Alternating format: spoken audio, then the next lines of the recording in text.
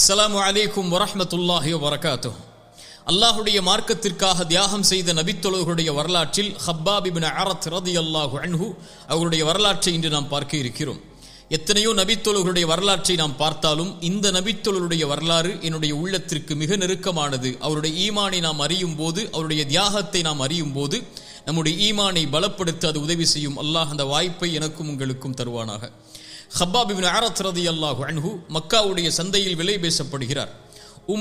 அன்மார் என்று அழைக்கக்கூடிய ஒரு பெண்மணி, ஹுஸாஇ கோத்திரத்தை சார்ந்த, உயர்குல கோத்திரத்தை சார்ந்த மக்காவில் இருக்கக்கூடிய அந்த பெண்மணி அந்த சந்தைக்கு வருகிறார். அங்கே புத்தி கூர்மை உள்ள, தெளிவான, வாலிப வயதில் இருக்கக்கூடிய, தன்னுடைய பட்டறையில் வாழ் செய்வதற்கான வேலையை கற்றுக் கொடுத்து அந்த வேலையை வாங்குவதற்கான ஒரு அடிமையை தேடுகிறார். அப்போது அவர்களுடைய கண்களில் படுகிறார் ஹப்பாப் இப்னு அரத் ரலியல்லாஹு அன்ஹு. அவர்களை விலை பேசுகிறார்கள். விலை கொடுக்கப்பட்டு அந்த அடிமையாக அவரை அழைத்துச் செல்கிறார்கள். அழைத்துச் செல்லும் போது கேட்டார்கள், உன் பெயர் என்ன என்று. அவர் சொன்னார், ஹப்பாப் என்று. உன்னுடைய தந்தை பெயர் அரத். எந்த ஊரை சார்ந்தவன் நீ? நஜித். அப்படி என்றால் நீ அரபிதானே? ஆம், நாம் அரபிதான். நான் தமீம் கோத்திரத்தை சார்ந்தவன். என்னுடைய கோத்திரத்தார்களுக்கும் இன்னொரு உயர்குல கோத்திரத்தார்களுக்கும் இடையே நடந்த சண்டையில் என்னுடைய கோத்திரத்தார் தோல்வியுற்றார்கள்.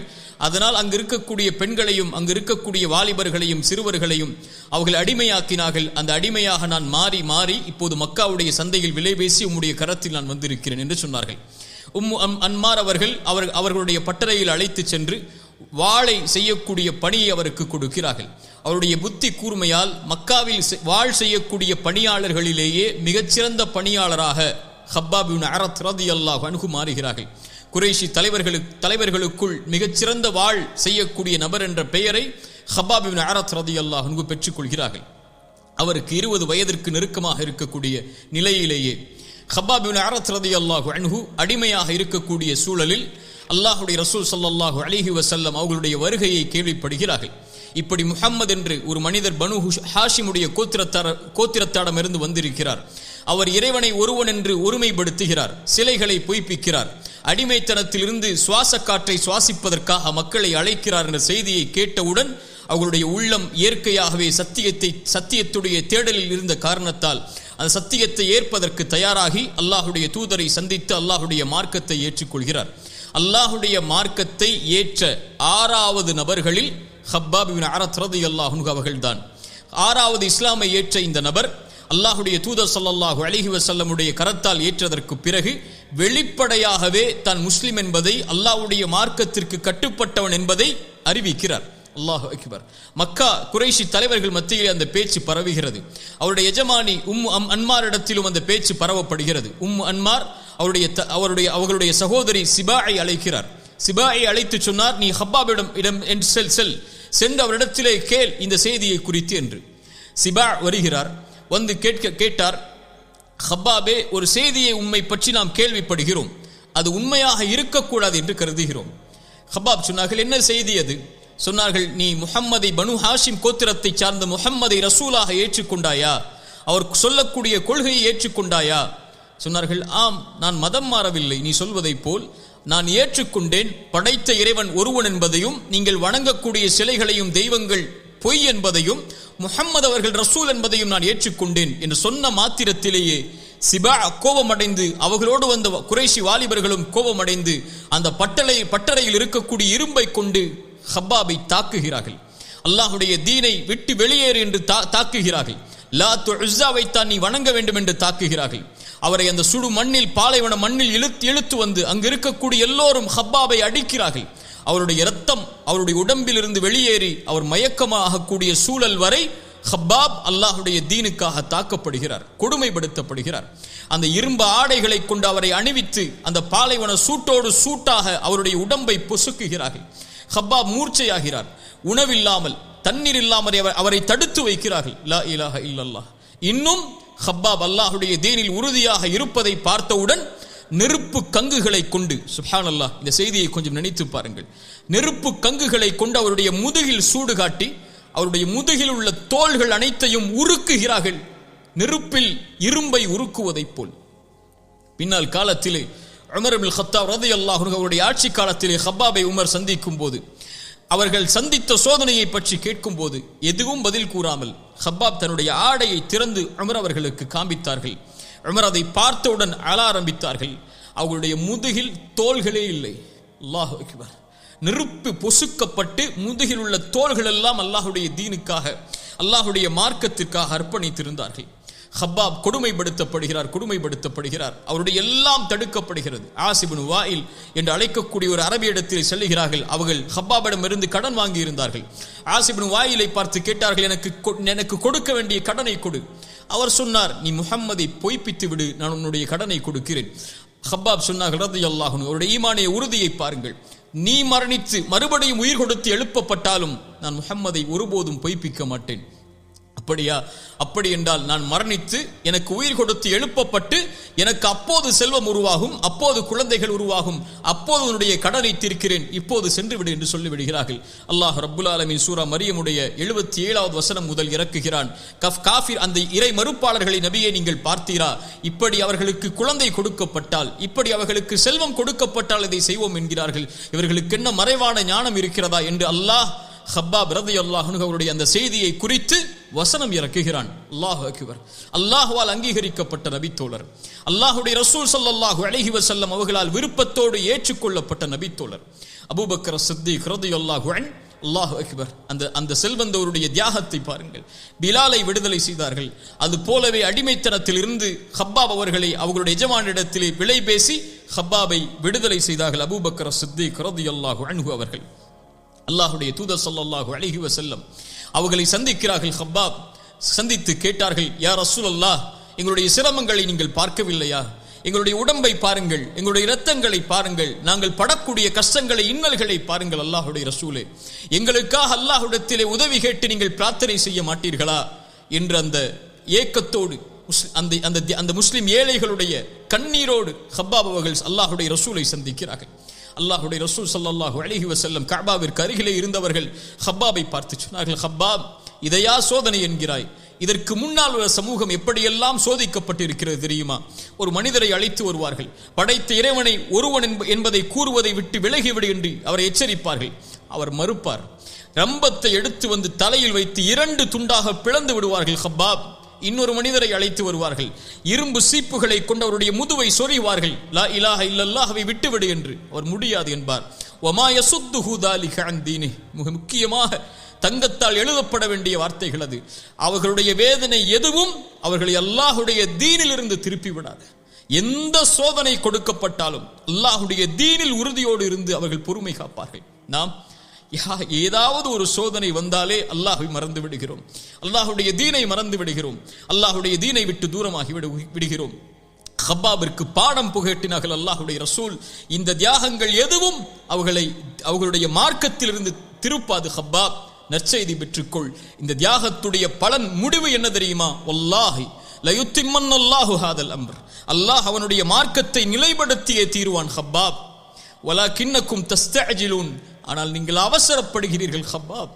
அல்லாஹு அக்பர். அல்லாஹுடைய சோதனையில் அவசரப்படுகிறீர்கள். அல்லாஹ் நாடுகின்ற நாள் வரை இந்த சமூகம் இதை அனுபவித்துதான் ஆக வேண்டும். அதற்கு பிறகு அல்லாஹ் கொடுக்கின்ற வெற்றிக்கான அடித்தளங்கள் தான் ஹப்பாப். நீங்கள் அவசரப்படுகிறீர்கள் என்று அல்லாஹுடைய ரசூல் ஸல்லல்லாஹு அலைஹி வஸல்லம் ஹப்பாப் ரலியல்லாஹு அன்ஹு அவர்களை பார்த்து சொன்னார்கள். ஹப்பாப் ரலியல்லாஹு அன்ஹு மிகச் சிறந்த சிந்தனையாளர். குர்ஆனை கற்றுக் கொடுக்கும் அளவிற்கு அல்லாஹுடைய ரசூலோடு நெருக்கமாக இருந்து குர்ஆனை கற்று பிறருக்கு கற்றுக் கொடுப்பவர். நமக்கு தெரியும், உமர் இப்னு கத்தாப் ரலியல்லாஹு அன்ஹு அல்லாஹுடைய தூதரை கொலை செய்வதற்காக புறப்பட்ட நபித்தோழர். செல்லும் வழியில் உம்முடைய சகோதரி இஸ்லாமை ஏற்றார்கள், அவர்களை சென்று கண்டு என்று ஒரு நபித்தோழர் சொல்கிறார்கள். ஓடி அவர்கள் ஃபாத்திமா அவர்களுடைய சகோதரியுடைய வீட்டுக்கு வருகிறார்கள். சயீத் இப்னு ஸைத் அவர்களுடைய கணவரும் ஃபாத்திமா அவர்களும் குர்ஆனை ஓதக்கூடிய சப்தம் கேட்கிறது. உமர் அவர்கள் கோபத்தில் சென்று அவர்களுடைய சகோதரியை அடிக்கிறார்கள், தாக்குகிறார்கள். ரத்தம் அடிவதை பார்த்தவர்களுடைய உள்ளம் இறங்குகிறது. அப்போது அவர்கள் கொண்டிருந்த அவர்கள் ஓதிய குர்ஆனை கேட்கிறார்கள். அப்போது அவர்களுக்கு குர்ஆனை கற்றுக் கொடுத்து கொண்டிருந்தது ஹப்பாப் இப்னு அரத் ரலியல்லாஹு அன்ஹு. ஹப்பாப் அவர்கள் உமரை பார்த்தவுடன் சொன்னார்கள், உமரே, உம்மை குறித்து தான் அல்லாஹுடைய தூதர் பிரார்த்தனை செய்ததை பார்த்தேன். யா அல்லாஹ், இந்த இருவரில் ஒருவரை கொண்டு இந்த அல்லாஹுடைய தீனை உறுதிப்படுத்தி கண்ணியப்படுத்தி என்றார்கள். அல்லாஹ் உம்மை தேர்ந்தெடுத்து கண்ணியப்படுத்தி விட்டான் உமரே என்று ஹப்பாப் இப்னு அரத் ரலியல்லாஹு அன்ஹு அவர்கள் சொன்னார்கள். அல்லாஹுடைய ரசூல் ஸல்லல்லாஹு அலைஹி வஸல்லம் அவர்களோடே தன்னுடைய வாழ்வை கழித்த ஹப்பாப் அல்லாஹுடைய ரசூலுக்கு பாதுகாவலராக இருந்தார்கள். ஒரு முறை பத்ருடைய போர்க்களத்துடைய இரவில் அல்லாஹுடைய ரசூல் ஸல்லல்லாஹு அலைஹி வஸல்லம் அவர்களோடு இரவுடைய நேரம் முழுவதும் பாதுகாவலராக இருக்கிறார்கள். அல்லாஹுடைய தூதரோடு இரவு தொழுகையை தொழுது ஃபஜ்ரை தொழுததற்கு பிறகு அல்லாஹுடைய ரசூலை சந்தித்து ஹப்பாப் கேட்டார்கள் ரலியல்லாஹு அன்ஹு, யா ரசூலல்லாஹ், இன்று உங்களுடைய தொழுகை என்னை ஆச்சரியப்படுத்தியது. இது போல் நீங்கள் தொழுததை நான் பார்க்கவில்லை. அது பயமும் ஆதரவும் கலந்திருந்தது. அல்லாஹுடைய தூதரே, என்ன நேர்ந்தது என்று கேட்டார்கள். ஹப்பாப் ரலியல்லாஹு அன்ஹு அல்லாஹுடைய ரசூல் ஸல்லல்லாஹு அலைஹி வஸல்லம் இடத்தில் இந்த கேள்வியை கேட்டவுடன் அல்லாஹுடைய ரசூல் ஸல்லல்லாஹு அலைஹி வஸல்லம் சொன்னார்கள், ஹப்பாபே, ஆம், 3 அல்லாஹ்விடத்திலே கேட்டேன். அல்லாஹ் 2 ஏற்றுக்கொண்டான், 1 அல்லாஹ் மறுத்து விட்டான். ஹப்பாப், அது என்னை பயமுறுத்துகிறது, என்னை ஆதரவில் வைக்கிறது என்று சொன்னார்கள். என்ன 3 தெரியுமா? 1, என்னுடைய சமூகம் முன்னால் உள்ள சமூகங்கள் அழிந்தது போல் இயற்கை சீற்றங்களால் அழியக்கூடாது என்பதை போல். 2வது, அல்லாஹ் எதிரிகளை கொண்டு நம்முடைய சமூகத்தை முழுவதுமாக வீழ்த்திவிடக் கூடாது என்று அல்லாஹ் இந்த 2ஐயும் ஏற்றுக்கொண்டான். 3வதாக கேட்டேன், யா அல்லாஹ், என்னுடைய சமூகத்தில் பிரிவுகள் இருக்கக்கூடாது என்று அல்லாஹ் அதை நிராகரித்து விட்டான், ஏற்க மறுத்து விட்டான். ஹப்பாபே என்று ஒரு பொக்கிஷமான ஹதீஸை ஹப்பாப் இடத்தில் அல்லாஹுடைய ரசூல் ஸல்லல்லாஹு அலைஹி வஸல்லம் அவர்கள் எடுத்து சொன்னார்கள். அல்லாஹுடைய ரசூல் ஸல்லல்லாஹு அலைஹி வஸல்லம் அவர்களோடு பத்ரில் கலந்து கொண்டார்கள், அவர்களோடு உஹுதில் கலந்து கொண்டார்கள், அவர்களோடு எல்லா போர்க்களங்களிலும் ஹப்பாப் இப்னு அரத் ரலியல்லாஹு அன்ஹு அவர்கள் கலந்து கொண்டார்கள். அபூபக்கர் சித்திக் ரலியல்லாஹு அன்ஹு அவர்களுடைய ஆட்சி காலத்தில் வாழ்ந்தார்கள். உமர் ரலியல்லாஹு அன்ஹு அவர்களுடைய ஆட்சி காலத்தில் வாழ்ந்தார்கள். உஸ்மான் அவர்களுடைய ஆட்சி காலத்தில் வாழ்ந்தார்கள். அலி இப்னு அபி தாலிப் ரலியல்லாஹு அன்ஹு அவர்களுடைய ஆட்சி காலத்திலும் 4 கலீஃபாக்களுடைய ஆட்சி காலத்திலும் அல்லாஹுடைய ரசூலுடைய ஈமானிய முதலாவது ஏற்றதிலிருந்து அதுவரை ஈமானிய உறுதியோடு ஹப்பாப் ரலியல்லாஹு அன்ஹு அவர்கள் வாழ்ந்தார்கள். தன்னுடைய கடைசி காலத்தை ஹப்பாப் இப்னு அரத் ரலியல்லாஹு அன்ஹு கூஃபாவிலே கழித்தார்கள். கூஃபாவிலே முஸ்லிம்களுடைய ஆட்சி வந்ததற்கு பிறகு தங்கங்களும் வைரூரியங்களும் வெள்ளிகளும் மாணிக்கங்களும் முஸ்லிம்களுடைய ஆட்சியாளர்கள் மூலமாக பகிர்ந்தளிக்கப்பட்டது நபித்தோழர்களுக்கு. ஹப்பாப் ரலியல்லாஹு அன்ஹு 1000 தீனார்களை அவர்களுடைய வீட்டில் வரக்கூடிய நேரத்தில் எல்லாம் அல்லாஹ்வுடைய பாதைக்காக செலவழித்துக் கொண்டே இருப்பார்கள். மரணிக்கக்கூடிய தருவாய் ஹப்பாப் இப்னு அரத் ரலியல்லாஹு அன்ஹு அவர்களுக்கு வருகிறது. வரக்கூடிய நேரத்தில் ஹப்பாப் இப்னு அரத் ரலியல்லாஹு அன்ஹு தன்னோடு இருக்கக்கூடிய தோழரை பார்த்து கேட்டார்கள், எம்முடைய வீட்டில் எவ்வளவு தீனார்கள் இருக்கிறது என்று. ஒரு அளவை சொன்னவுடன் அழ ஆரம்பித்தார்கள். எனக்கு முன்னால் உள்ள எத்தனையோ நபித்தோழர்களை நான் பார்த்திருக்கிறேன், அவர்களுக்கெல்லாம் இந்த உலகத்தில் அல்லாஹ் எதையும் கொடுக்கவில்லை, ஆனால் எனக்கெல்லாம் அல்லாஹ் கொடுத்ததை பார்க்கிறேன். அல்லாஹ் ஹம்சாவை நான் பார்த்திருக்கிறேன், உஹதில் அவர் மரணித்ததை. முஸ்அபை பார்த்திருக்கிறேன், உஹதில் அவர் மரணித்ததை. அவர் மரணமானதற்கு பிறகு அவருடைய ஜனாசாவை அடக்கம் செய்யும் போது கஃபனை மூடினால் காலை மூடினால் தலை தெரிந்தது, தலையை மூடினால் கால் தெரிந்தது. அதற்கு கூட அவர்கள் வழி இல்லாமல் மரணித்தார்கள். அவர்களுக்கு பின்னால் வாழ்ந்த நபித்தோழர்களையும் பார்த்திருக்கிறேன். எதையும் அல்லாஹ் அவர்களுக்கு இந்த உலகத்திலே கொடுக்கவில்லை, மறுமையில் கொடுப்பதற்காக அல்லாஹ் தாமதித்து வைத்திருந்தான். ஆனால் இந்த செல்வங்களையும் என்னிடத்தில் இருக்கக்கூடிய வசதிகளையும் பார்க்கும்போது அல்லாஹ் இந்த உலகத்திலேயே எனக்கு எல்லா நன்மைகளுக்குரிய கூலியையும் அல்லாஹ் கொடுத்து விட்டானோ என்று நான் அஞ்சுகிறேன், பயப்படுகிறேன் என்று சொன்னார்கள். கடுமையான நோய்வாய்ப்படுகிறார்கள். ஹப்பாப் இப்னு அரத் ரலியல்லாஹு அன்ஹு அல்லாஹ்வுடைய சோதனை அவர்களுக்கும் விதிவிலக்கல்ல ரலியல்லாஹு அன்ஹும். அவர்கள் எல்லோர்களையும் அல்லாஹ் பொருந்திக் கொண்டிருந்தாலும் அவர்களையும் அல்லாஹ் சோதனைகளின் மேல் அல்லாஹ் அவர்களை நெருக்கிக் கொண்டே இருந்தான். ஏன்? அல்லாஹ் விரும்பியவர்களை அல்லாஹ் சோதிப்பான். அந்த சோதனை இல்லாமல் வெற்றி இல்லை, அந்த சோதனை இல்லாமல் சொர்க்கம் இல்லை. எந்த நபித்தோழரையும் அல்லாஹ் விதிவிலக்கு இல்லாமல் சோதித்தான். கடுமையான நோய். அவர்கள் சொன்னார்கள், அல்லாஹ்வுடைய ரசூல் ஸல்லல்லாஹு அலைஹி வஸல்லம் மரணத்திற்காக பிரார்த்தனை செய்யக்கூடாது என்று தடுத்திருக்கிறார்கள்.